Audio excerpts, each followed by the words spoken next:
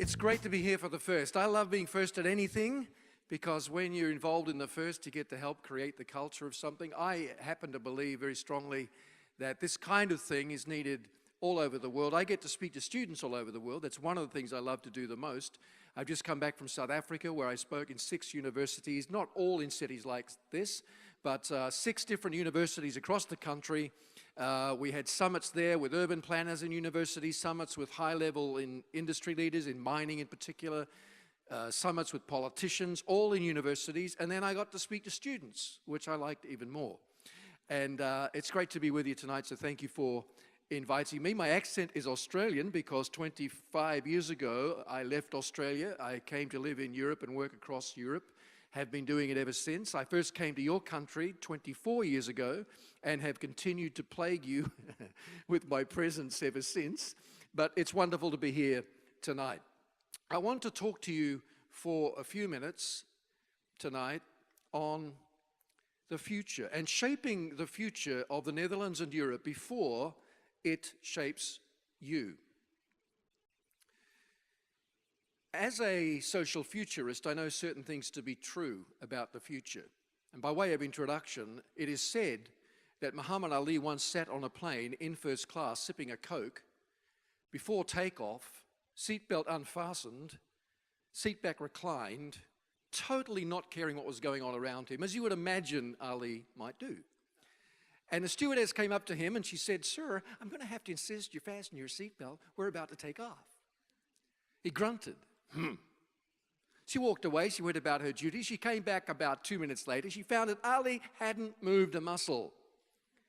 Laid back, seat back reclined, seatbelt unfastened, sipping his Coke. She said, "Sir, did you not hear me? You need to fasten your seatbelt. We're about to leave." She came back a few minutes later, having completed her duties in the cabin, to find that Ali had not moved at all.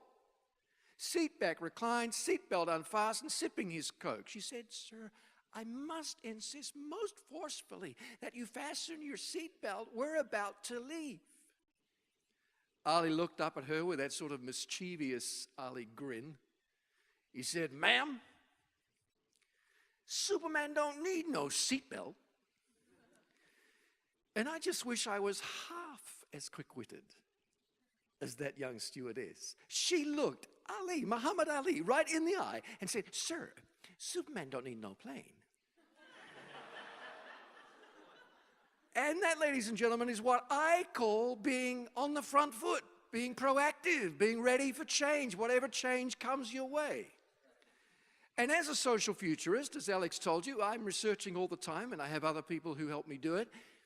Trends or shifts, I don't much like the word trend, it's too shallow. Shifts are underlying things that take very long time to develop but have a very big impact over the future in terms of technology and politics and economics and values and ethics especially.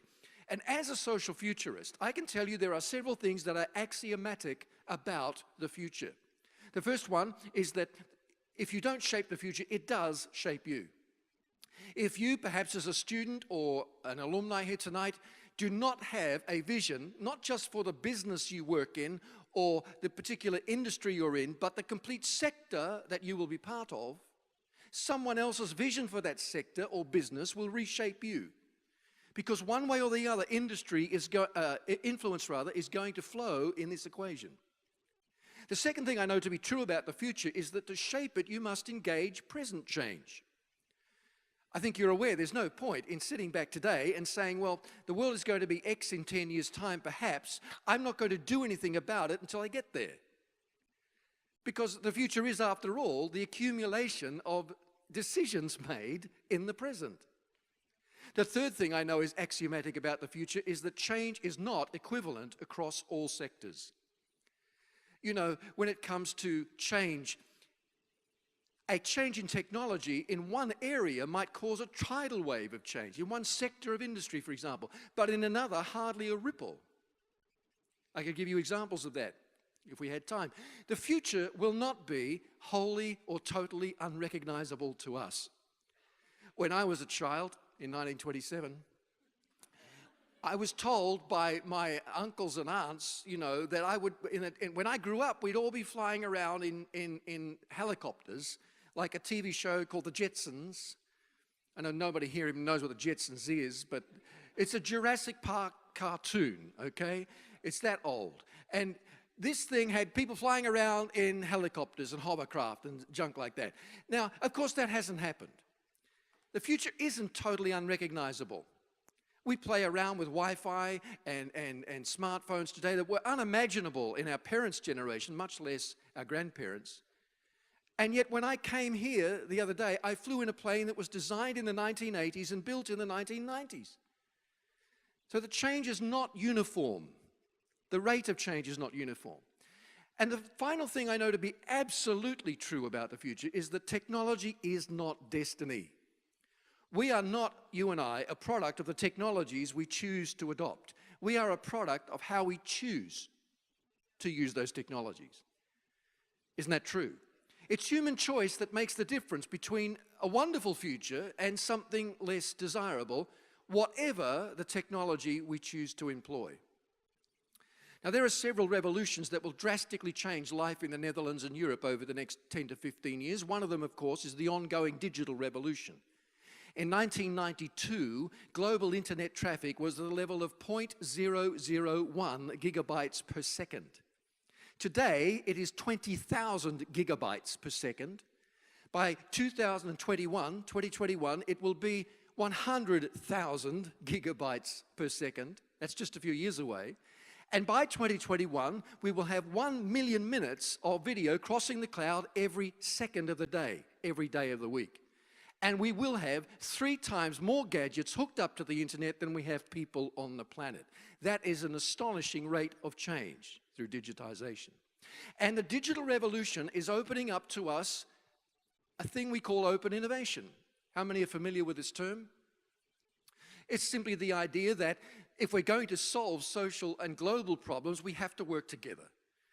We need convergent solutions. We can't have business here, politics here, economics here, all siloed, shut off from each other. We have to share ideas and even patents if we're going to deal with things like climate change, for example.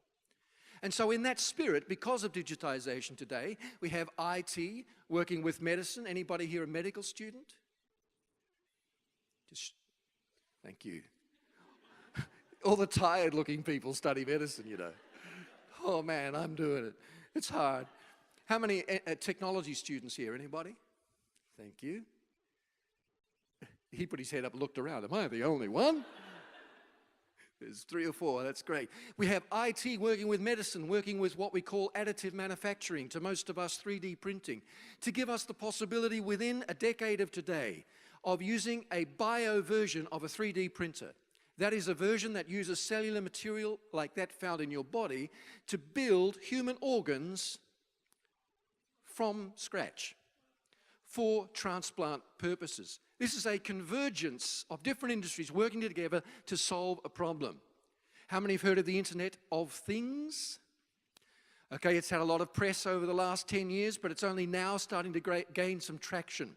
The idea, the reality that we will see billions of microprocessors built into everything from your garden sprinkler system at home to the food packaging in your refrigerator, all sending and receiving messages in the cloud, purportedly to make our lives easier, the Internet of Things. We have big data analytics because of the digital revolution. Any business students here tonight? Great. Very nice. Thank you for coming. You guys will know about big data. It's so important to business today. Simply put, it is the fact that we have networks of computers that are now so powerful in their capacity that they can crunch all the numbers coming in from all manner of mobile devices, whether it's your phone, the sat-nav in your car, the cash register at the supermarket, the hospital machine down the road in the hospital. All of this information can then be analyzed and used to predict things like marketing trends, economic shifts, political voter patterns, and it's not just theoretical, this big data. It's being used in very practical ways. It's being used to design furniture and houses and streets. And in some cities now in Europe, it's being used to design better crime prevention programs, big data analytics, because of the digital revolution. And for me, as I move around the world, one of the most exciting things to witness within the digital revolution is the emergence of social enterprise. How many are familiar with this term? Help me out here. It's simply put a departure from the old system in which we had business here and charity here, and the two hardly ever talked except when one needed money from the other. Today we have a middle ground. It's called social enterprise. It's business that is solving social problems in profitable ways. So it's not charity, it's a for-profit business, but it exists for one reason, and that is to solve a social problem. And so in Africa today, we have a thing called M-Pesa or M-Pesa. And I was just in Africa a few weeks ago, as I said.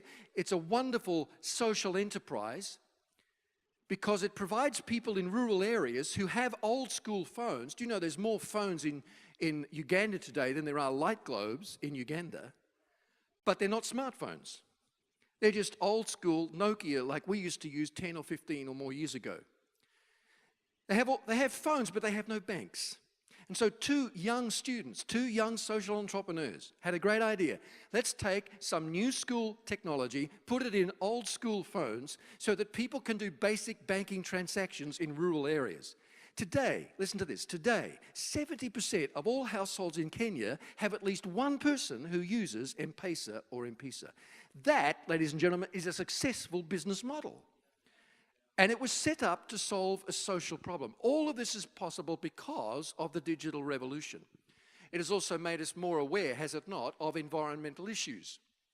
One that isn't talked about a lot is that by 2030, if we don't do something fairly soon, we will see silver reserves becoming chronically low. Now, silver is not as sexy as gold.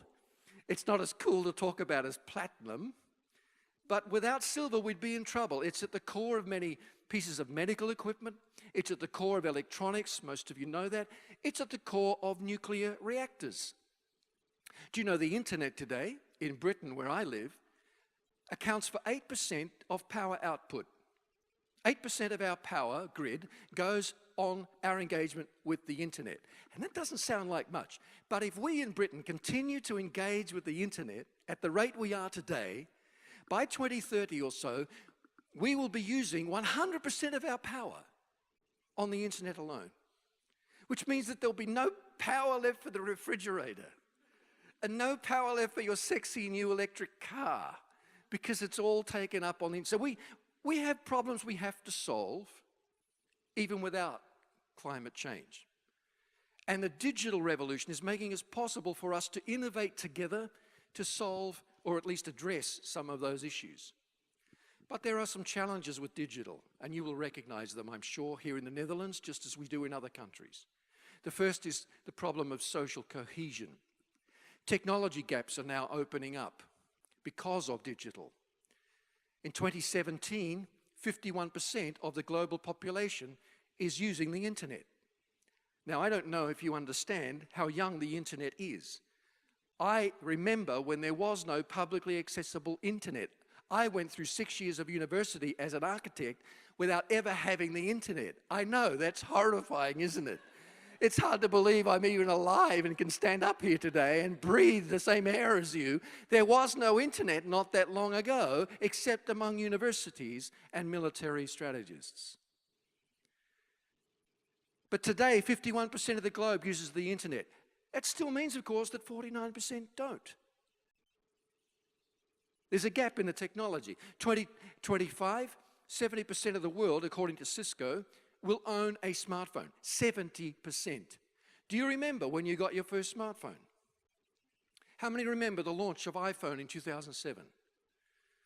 Okay. Come on, how many really remember the launch of the... All right. It's not that long ago. And yet, today, or within the next 8 years, we'll have 70% of the world using these things. And that's amazing. But 30% still won't get access to the opportunities that the smartphone affords us. There are gaps opening up in terms of debt today. This is in the press again today in Britain. And I do a lot of commentary on this issue because it concerns me greatly. In 2017, bank losses on UK consumer credit are 10 times higher than they were in 2007. In other words, banks are losing 10 times as much money from credit debt than they were 10 years ago.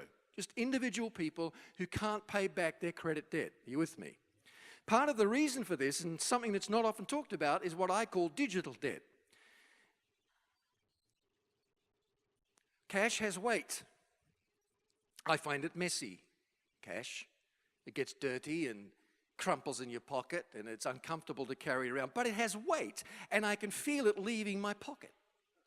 And I can understand that I'm running out of this stuff now. But if I reduce money completely to the ones and zeros of binary code through a wave and pay or even a biochip built into my hand, I have encouraged people to spend without forethought. And someone wrote to me today and said, well, that's just a generational thing. And I said, no, it's not. And there are reasons I can't give you right now because we don't have time. It's not purely, it's a generational thing. It's a human thing. And am I advocating that we all go back to cash and turn back the clock? No, I'm a futurist. By definition, I don't want to go backwards. But I think we have to be aware that debt gaps are opening up and start to address them now.